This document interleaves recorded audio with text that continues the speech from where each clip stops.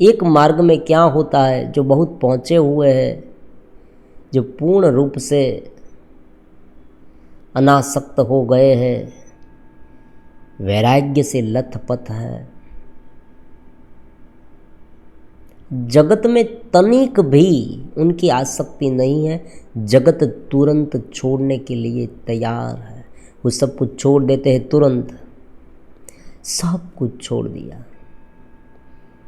सब कुछ छोड़ छाड़ के चले गए। ऐसा खाना वैसा खाना ये कुछ नहीं है। कभी कभी तो केवल सांस लेकर वो जीवित रहते हैं, बहुत अल्प आहार करते हैं, अपनी निजी ज़रूरत को इतना मिनिमम कर देते हैं, किसी भी चीज़ की उसे ज़रूरत पड़ती ही नहीं है, डिपेंड नहीं रहते हैं,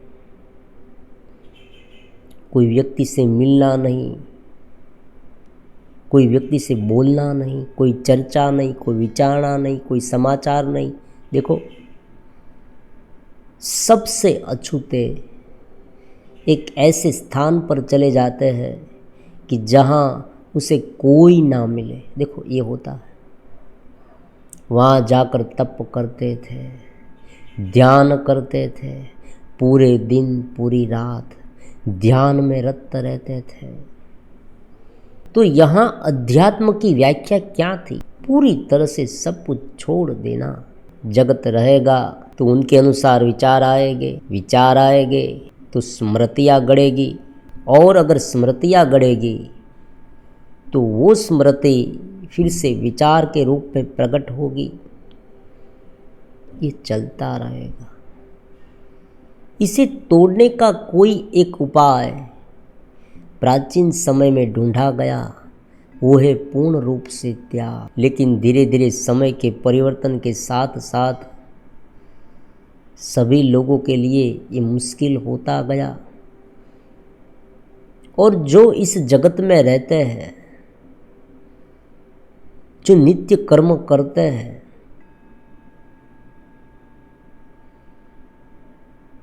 जो पूरी तरह से ये पूरा जगत जो है वो बाह्य रूप से छोड़ना नहीं चाहते हैं, या हम ये भी कह सकते हैं कि जो शुरुआती है, जिनका चित्त अभी शुद्ध नहीं हुआ है, उपासना के लेवल पर है। देखो, ये बात होती है, एक उपासना के लेवल पर होता है और दूसरा एडवांस स्टेज में होता है। उपासना का लेवल मन की इधर उधर की दौड़ लगी रहती है, वासना रूपी सर्प लौटता रहता है, फिर आता है, आता है जाता है, आता है जाता है। चंचलता इतनी है, इतनी ज़्यादा है कि 5 मिनट तक अगर बैठने को कहे नहीं बैठ सकते, यहाँ जाऊँ वहाँ जाऊँ, ये सब हो रहा है। तो देखो, एक प्रकार ऐसा हो गया, उनके बारे में तो कहा सब कुछ छोड़ छाड़ के चले गए, लेकिन जो दूसरी साधना पद्धति है वो ऐसी है कि अपने चेतस को विकसित करते जाओ, क्योंकि जो कार्य हो रहा है, देखो ये बात होती है, जो कार्य हो रहा है, जो सोच हो रही है, जहाँ पर तुम बैठे हो, जहाँ पर तुम खड़े हुए हो, किसी व्यक्ति के साथ बातचीत कर रहे हो, कोई विचार विमर्श कर रहे हो, अपना निजी जीवन जी रहे हो, सब कुछ है। उस समय तुम्हें बिल्कुल धीरे धीरे परिवर्तन करना है। जहाँ तुम मन में रहते थे, जहाँ तुम शरीर में रहते थे, जहाँ तुम कोई एक विचार में रहते थे, वहाँ से तुम्हें अपनी चेतना में रहना है। क्योंकि जो जानने वाला है, क्योंकि जो करने वाला है, ध्यान करने वाला कौन है? उस शुद्ध मैं में, उस शुद्ध चेतना में रहना चेतन दीप की साधना है यहाँ पर। जैसे ही तुम जुड़ जाओगे तुम्हारा विकास शुरू हो जाएगा। ये विकसित होने की साधना है। व्यक्ति प्रबुद्ध हो जाएगा। जो बाह्य चल रहा है ना वो उसे सहज लगने लगेगा। हाँ, एक बात है, जो बाहर के कर्म होते हैं उसमें इंटेंसिटी जो ज़्यादा है वो कम हो जाएगी, सहज विषय चलेगी, उनसे कोई प्रॉब्लम नहीं है। लेकिन जो विषय में इतनी आसक्ति, मतलब इतना एक रूप हो जाना है, इनके बिना चलेगा ही नहीं। पूरे दिन पूरी रात उनके बारे में ही सोचते रहना, जगत के बारे में सोचते रहना, दुनियावी चीज़ों के पीछे इतना भागना कि मन की शांति चली जाए, ये नहीं होगा। यहाँ पर तुम्हें कटौती लानी है, गहरी समझ उत्पन्न होगी यहाँ पर। तो ये जो दूसरा मार्ग है इसमें इस तरह की बात है कि जो तुम्हारा निजी जीवन है, जीवन व्यवहार है, वो तुम करते रहो। और करते रहो, कैसे करते रहो? तुम ये समझो कि ये जो पूरा जगत है वो उनकी रमत है, उस अस्तित्व में से उत्पन्न हुआ है। ये उनका प्रथम सिद्धांत है। जब तक कोई व्यक्ति ये सिद्धांत नहीं समझेगा वो अपने पर कर्तापन ले लेगा और वो यही मानेगा कि मैं कर रहा हूँ। वास्तव में व्यक्ति नहीं कर रहा है। देखो,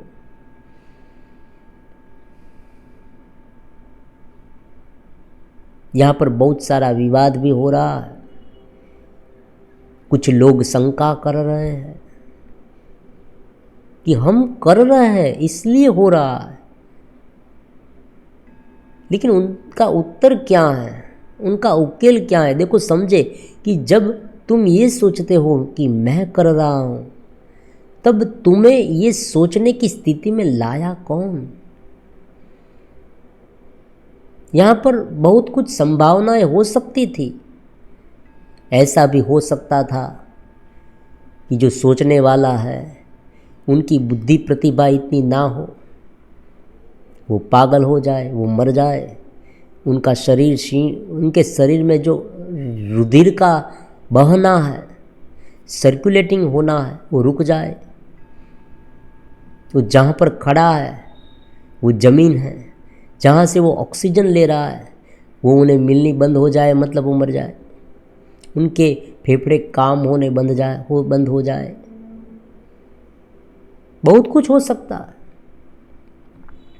या उसने आज तक जो कुछ एजुकेशन प्राप्त किया है, पढ़ा है, लिखा है, वो ऐसे माहौल में उनका जन्म हुआ है, इसलिए उसने ये सब किया है। देखो, क्योंकि एक व्यक्ति आगे बढ़ा तो बहुत सारे अलग अलग एलिमेंट्स का योगदान होगा।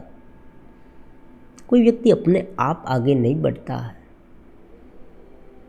मान लीजिए उनका जन्म ऐसे स्थान में हुआ होता कि जहाँ पर उसे कोई पढ़ाता भी नहीं, लिखाता भी नहीं, यूं ही बिना कपड़े भटकता रहता तो क्या होता? उसे पता भी नहीं चलता कि क्या है ये। जहाँ आदिवासी जिसे कहते हैं ना हम, वन्य जाति, उस जाति में मान लीजिए उनका जन्म हुआ होता तो उसे पता भी नहीं चलता, वो उनके पास शाब्दिक ज्ञान भी नहीं होता, तो ये बड़ी बड़ी चर्चा है कैसे कर पाता।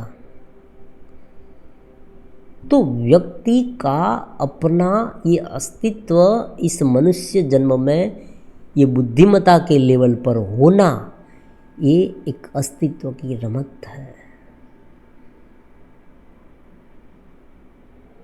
तो जो कुछ हम कर रहे हैं वो उनके माध्यम से हो रहा है, हम केवल निमित्त मात्र हैं। ये बात भगवत गीता में भगवान ने कही। भगवान कहते हैं कि हे अर्जुन, तुम ये मानते हो कि मैं युद्ध करूंगा और ये सारे लोग मर जाएंगे।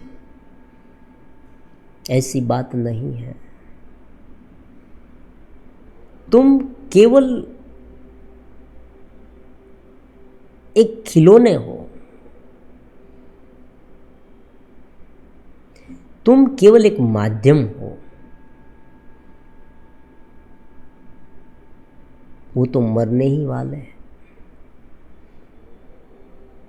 लेकिन तुम्हें माध्यम बनाया जा रहा।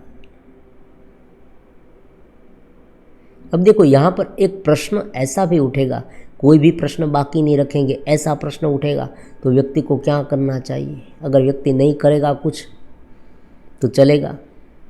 देखो यहां पर सिद्धांत क्या है? सिद्धांत ये है कि हमें अपनी ओर से जो बन पड़े वो करना,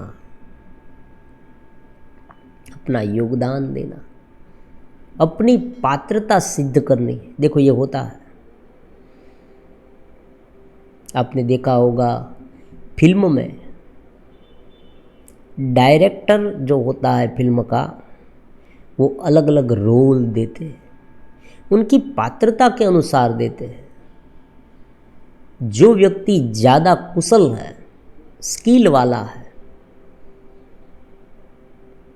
उनकी स्किल ज़्यादा है, वो अच्छी तरह से रोल निभा सकता है। किसी को नौकर बनाया जाता है, किसी को विलन बनाया जाता है, किसी को हीरो बनाया जाता है, किसी को हीरोइन बनाया जाता है। तो ये डायरेक्टर नक्की करेंगे, तय करेंगे कि किसको क्या बनाना है। तो यहाँ पर भी यही बात होती है।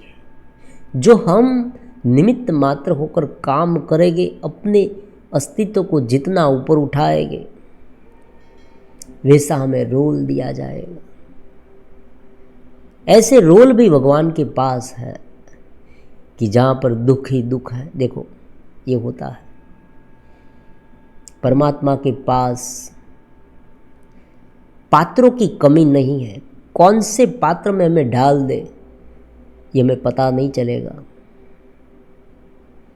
व्यक्ति अपनी कैटेगरी, अपनी अवस्था,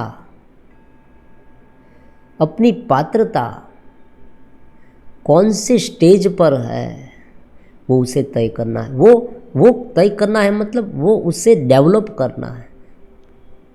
उसे अलग अलग प्रकार के चांस दिए जाएंगे ऊपर उठने के लिए। मनुष्य जन्म में बहुत सारी अपॉर्चुनिटी है। व्यक्ति चेतस हो जाए, व्यक्ति आत्मस्थ हो जाए, व्यक्ति उस परमात्मा के साथ मिल जाए। और यहाँ पर अगर चूक हो गई, मतलब ये चांस हमने गवा दिया, तो ये जो पूरा चक्र है ना, उनमें फिर से उलझ जाएंगे। ये चक्र कौन सा है? देखो बीच बीच में बहुत सारी तात्विक बातें उत्पन्न होती है। ये चक्र कौन सा है?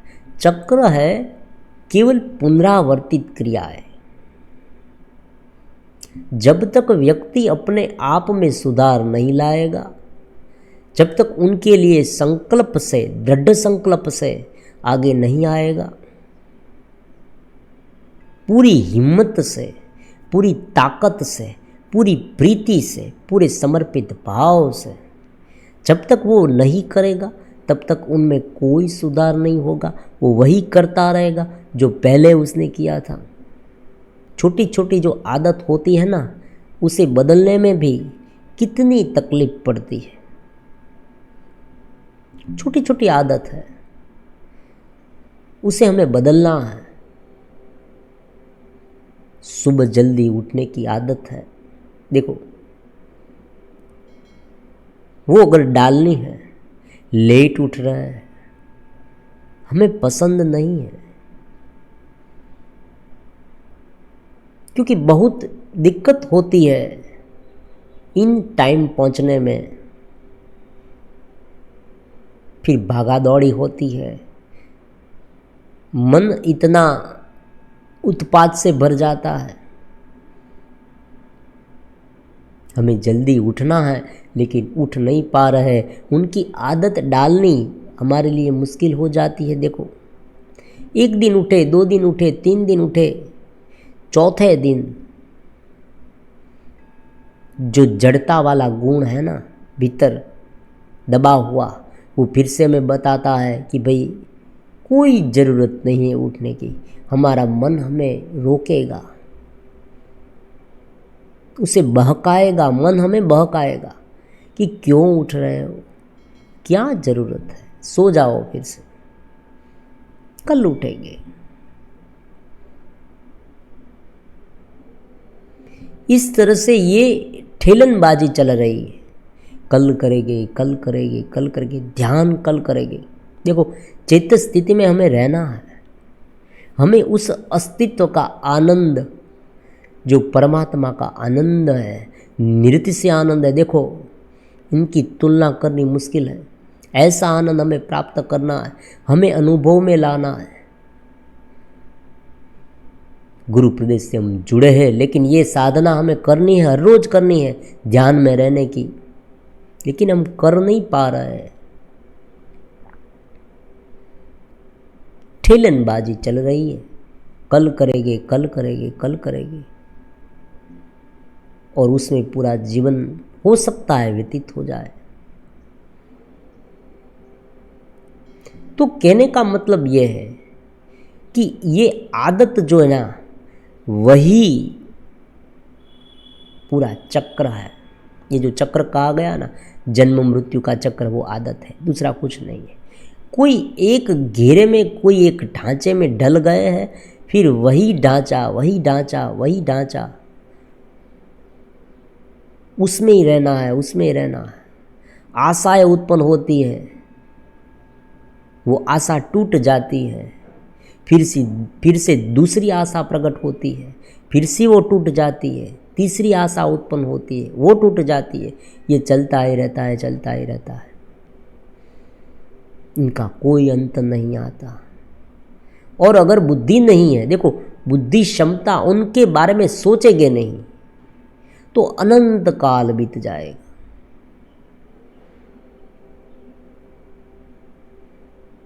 व्यक्ति क्या करेगा? कोई व्यक्ति ये प्रश्न पूछेगा, अगर हमें आत्मज्ञान नहीं होगा, अगर हम चेतस नहीं होंगे तो क्या होगा? कुछ नहीं होगा, जैसा चलता है वैसा चलता रहेगा। कभी सुख, कभी दुख, इंद्रिय के लेवल पर, कभी विषय की आसक्ति, और विषय भुगतते भुगतते थक जाते हैं, शरीर क्षीण हो जाता है, फिर इतना दुख दर्द होता है। देखो, दुख दर्द है।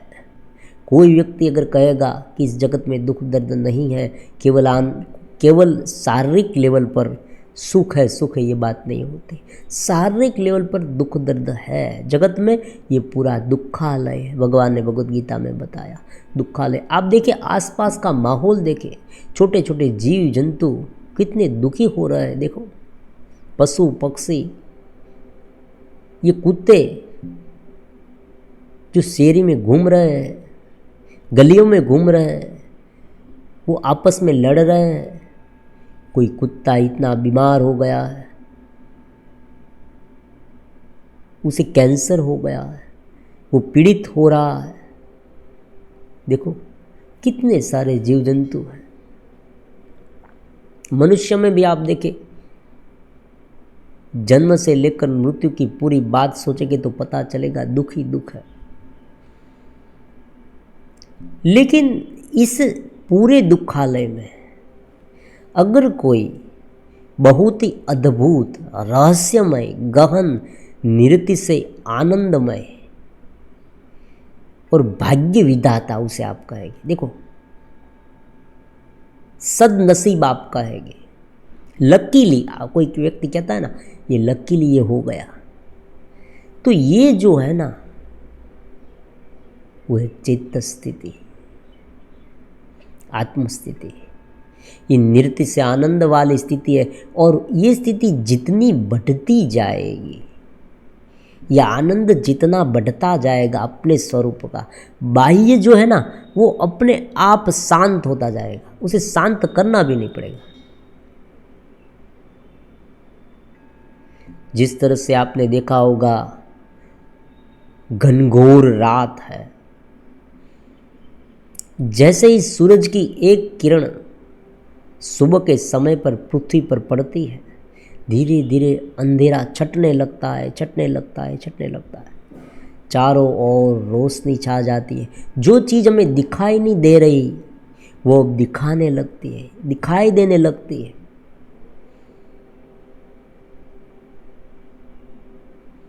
इसलिए आप देखना, व्यक्ति को पीड़ा है, फिर भी हॉस्पिटल में भी आप देखना सुबह के समय पर 3 बजे, 4 बजे, 5 बजे कोई भी जो पेशेंट है ना वो आराम से सो जाता है। क्यों ऐसा होता है? क्योंकि उस समय वो घड़ी पर जो सुषुम्ना नाड़ी है ना, उनका द्वार क्षणिक लेवल पर खुलता है, व्यक्ति को एकदम शांति महसूस होती है।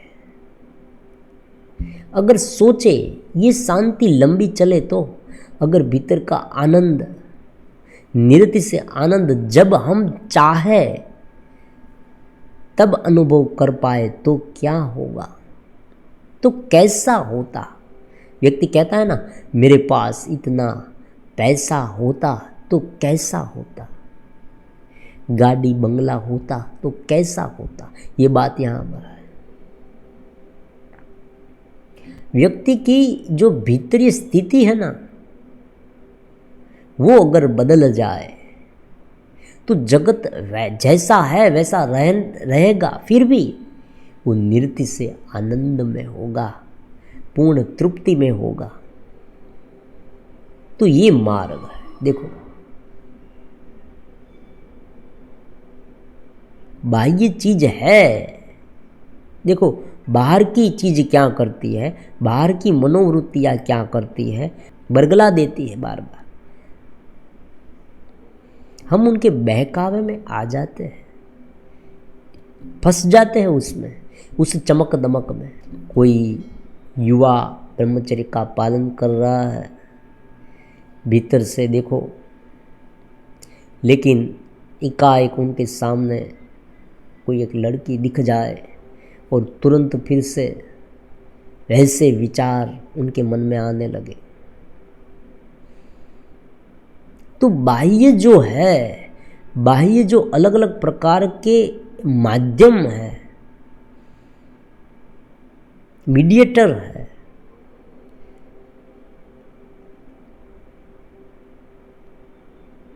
किसी व्यक्ति को भुगतते हुए देखना। आजकल क्या हो रहा है, दृश्य बहुत बढ़ गए हैं। देखो, बाह्य सामग्रियां इतनी सारी हैं। मोबाइल के ज़माने में कौन व्यक्ति ऐसा नहीं है कि जिनके पास स्मार्टफोन ना हो। सभी व्यक्तियों के पास स्मार्टफोन है और अलग अलग प्रकार की एप्लीकेशन डाल रखी है, उसमें वो पूरे दिन देखते रहते हैं। जो नहीं देखना है वो तो पहले देखते हैं, और जो सामने वाले हैं, जो बिजनेस लॉबी है, वो उसे वही दिखाएंगे कि जो क्षणिक लेवल पर उसे डोपामाइन रिलीज कराने वाला क्षणिक आनंद देगा, उसे आकर्षित करने वाला होगा। वहां उनकी नज़र जाएगी ही जाएगी। ऐसी लड़कियां दिखाई जाती है, देखो बीच बीच में वहाँ नज़र जाएगी और क्लिक हो जाएगा, फिर वो देखने लगेगा, वो देखने लगेगा। और जैसे जैसे वो देखता जाएगा, उनके भीतर उनकी सर्किट बनती जाएगी, उनके संस्कार गढ़ते जाएंगे, फिर उसे वही देखने की इच्छा होगी। ये चलता रहेगा। देखो, आपने देखा होगा कि जब तक छोटा सा बीज हमने बोया, वो बीज में से पौधा बाहर आया, लेकिन जब तक वो एक हद से ऊपर ना उठ जाए, उनकी देखरेख रखनी पड़ती है। इसलिए आजकल आपने देखा होगा कि वृक्षारोपण का काम बहुत हो रहा है, लेकिन उनकी देखभाल करने का काम नहीं हो रहा है। इसलिए बहुत सारे जो वृक्ष हैं ना, वो बोए हैं, वो सूख जाते हैं। उनका क्या होता है, वो सूख जाते हैं, वो पेड़ बनते ही नहीं है। लोग अपनी फोटो निकलवाने के लिए, पब्लिसिटी के लिए सब करते हैं, लेकिन फिर उनकी देखभाल नहीं करते। लेकिन वास्तव में क्या करना चाहिए, हमने एक बीज बोया, उसमें से पौधा बाहर आया, उस पौधे को जब तक वो ऊपर ना उठ जाए, जब तक वो एक हद से ऊपर ना उठ जाए, तब तक हमें उसे संभालना पड़ेगा, पशुओं से संभालना पड़ेगा। देखो ट्री गार्ड है ना, उनकी सुरक्षा भी हमें करनी पड़ेगी, वरना पशु उसे गिरा देंगे, कोई खा जाएगा। उसे पानी डालना होगा, क्योंकि उनकी जड़ें बहुत कमज़ोर होती है शुरुआत में, वो सूख जाएगा। लेकिन एक बार वटवृक्ष हो जाए, फिर वो भीतर से पानी खींचने लगेगा, जमीन में से, गहराई से। फिर वो क्या करेगा, हमें छांव देगा, हम उनकी छांव में बैठ पाएंगे। देखो बहुत सारे पक्षी उन पर घोंसला बनाएंगे, ऑक्सीजन देगा वो, बहुत अनेक फायदे हैं उनके। लेकिन शुरुआत में तो हमें ध्यान रखना पड़ेगा। तो यही होता है, ये जो भीतर की चेत स्थिति विकसित करनी है, जनस्थ स्थिति, हमें प्रबुद्ध स्थिति में आना है, ये को हमें आना है। ये कोई डिपेंडेंट वाली बात नहीं है। होता है कि भाई हम कोई तकलीफ में हैं, तब कोई गुरु के पास उनकी चेतना का कोई एक अंश हमें मिल जाए और हमारी तकलीफ दूर हो जाए, उनकी कृपा बन जाए। ये क्षणिक लेवल पर हो सकता है, एक बार हो सकता है जीवन में, लेकिन बार बार ये नहीं करना। भगवान के पास जाते हैं हम, भगवान को कहते हैं, परमात्मा मैं इस दुख में फंस गया हूँ, इस दुख में से मुझे बाहर निकाले। भगवान कहते हैं हाँ मैं तुम्हें निकालूंगा। भगवान हर हमेशा शर्त रखते हैं, लेकिन हमें ये सुनाई नहीं देती। भगवान कहते हैं मैं तुम्हें इस तकलीफ से निकालूंगा, लेकिन अब तुम समझ जाओ कि ये दुखालय है, इस जगत में ये होता है, होता ही रहेगा। एक चीज़ के लिए आज तुम मेरे पास आए हो, वो चीज़ मैं तुम्हें दे दूंगा, फिर दूसरी चीज़ के लिए भी तुम मेरे पास ही आओगे। यह आशाएं उत्पन्न होती ही रहेगी, क्योंकि तुम्हें तृप्ति नहीं मिलने वाली है, क्योंकि तुम्हारा जो भीतर है ना वो सूखा हुआ है। तुम केवल बाहर भटक रहे हो, तुम मनोवृत्तियों में भटक रहे हो, तुमने अभी तक अपनी चेत स्थिति को विकसित नहीं किया। भगवान कहते हैं ये।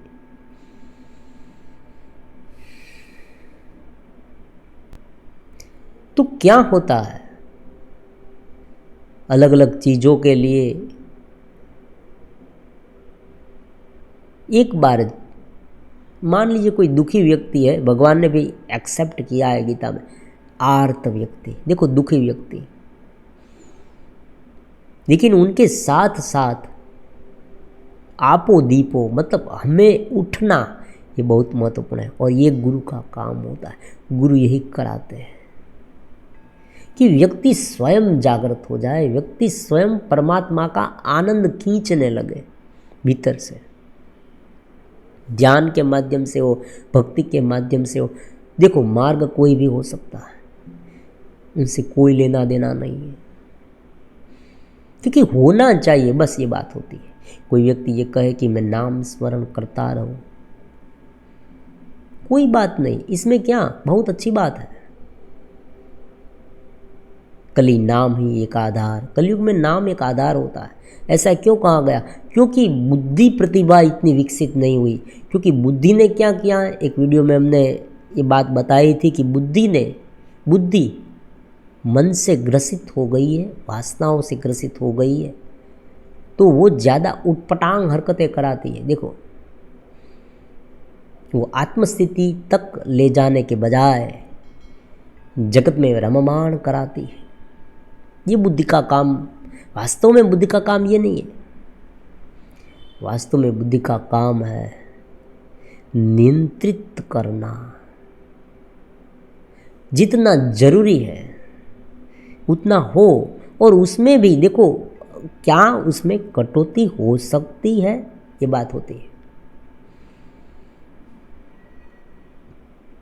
क्योंकि आनंद तो उसे भीतर से मिलता है। बाहर जो कर रहा है उनके साथ उनका भीतर का आनंद इनबिल्ड है, छिपा हुआ है, नृत्य से प्रकट होता रहा है। तो बाहर चीज बदलेगी। मान लीजिए कोई विकार है, वो भुगत रहा है, वो एकाएक बंद हो जाए, फिर भी उनका आनंद चला नहीं जाएगा, क्योंकि वो डिपेंडेंट नहीं है, दूसरे आनंद पर वो डिपेंडेंट नहीं है। उन्हें स्वतः अपना आनंद मिल रहा है। वो गुरु प्रदेश से जुड़ा हुआ है, चेतस हो रहा है, चेतस प्रदेश से जुड़ गया है।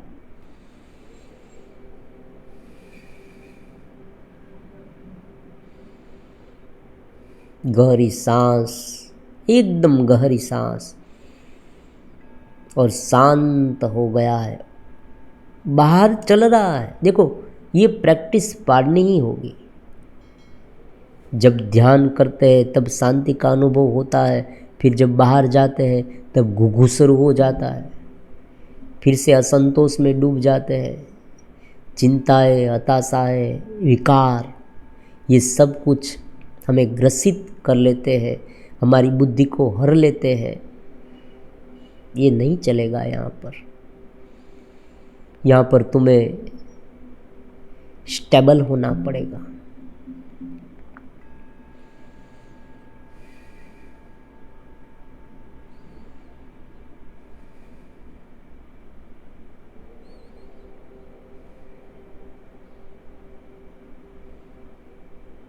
तुम्हें उठ खड़ा होना पड़ेगा। यहाँ पर अपनी मनोवृत्तियों पर तुम अपने आप लगाम रख पाओगे। कब रख पाओगे? जब तुम अपनी मनोवृत्तियों को पहचान पाओ, उन पर कंट्रोल तब ही रख पाएंगे जब उनसे ऊपर होगे। तो क्या करना है? जैसे ही ये सुने, जैसे ही समझ में आ गया कि भीतर है, तब तुरंत उस मनोवृत्तियों को पहचानना है कि हाल में, आज, इस समय मैं क्या सोच रहा हूं और किस में उलझ रहा हूं। उसे खारिज कर देना है, उसे तात्विक दृष्टि से सोचना है।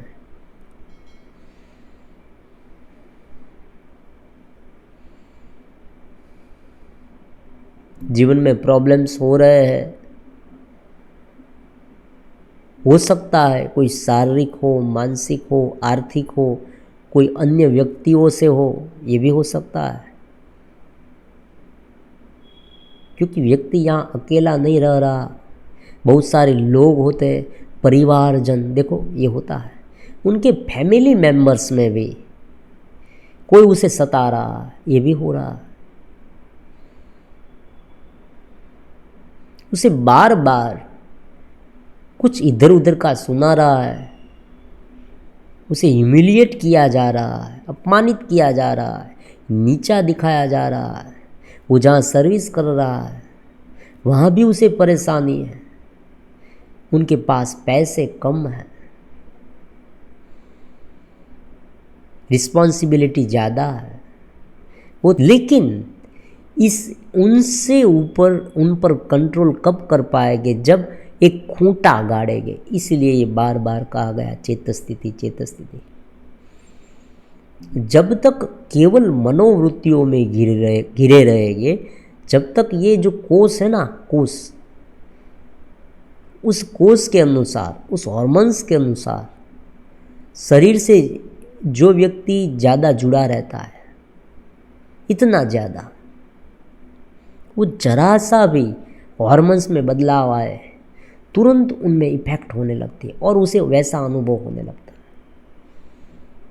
लेकिन एक विज्ञान भी कह रहा है, एक हार्मोन्स ऐसा है अध्यात्म का, जो हार्मोन्स अगर उनके साथ ड्रेन हुए, वो अंतस्राव अगर जागृत होने लगे, वो भी ड्रॉप हो ब्लड में, तो जो अलग अलग प्रकार की आसक्तियाँ ये सब है ना, सेक्स आदि के जो विकार है, उनके जो हार्मोन्स है ना, उनसे दबा देगी। असंतोष के, एंग्जाइटी, देखो उनके भी हार्मोन्स होते हैं। ये आजकल के वैज्ञानिकों ने ढूंढ निकाला है। भय, व्यक्ति को कब भय लगता है, व्यक्ति को कभी कभी सुख महसूस होता है, मजा आने लगती है, डोपामाइन नाम का हार्मोन्स है। दरेक के अलग अलग नाम है, आप गूगल में खंगालें, मिल जाएगी आपको ये नाम। तो ये केमिकल बॉडी है, पूरी केमिकल बॉडी है, शरीर पूरी तरह से केमिकल बॉडी है। और केवल शरीरस्थ, कायस्थ रहना, शरीरस्थ रहना, शरीर को देखने लगना, साक्षी में चले जाना, मतलब शरीर से हम अछूते हैं, शरीर हमारा साधन है। ऐसा जैसे जैसे हम मानते जाएंगे, ये स्पिरिचुअल जो अंतस्त्राव है, देखो वैज्ञानिक भाषा में ये स्पिरिचुअल अंतस्त्राव है, पिट्यूट नाम की ग्रंथि है ना, वहाँ से वो अंतस्त्राव ड्रेन होते हैं ब्लड में। वो जैसे जैसे बढ़ते जाएंगे, उनका दायरा बढ़ता जाएगा और बाकी के हार्मोन्स है ना, वो अपने आप धीरे धीरे धीरे धीरे कम होते जाएंगे।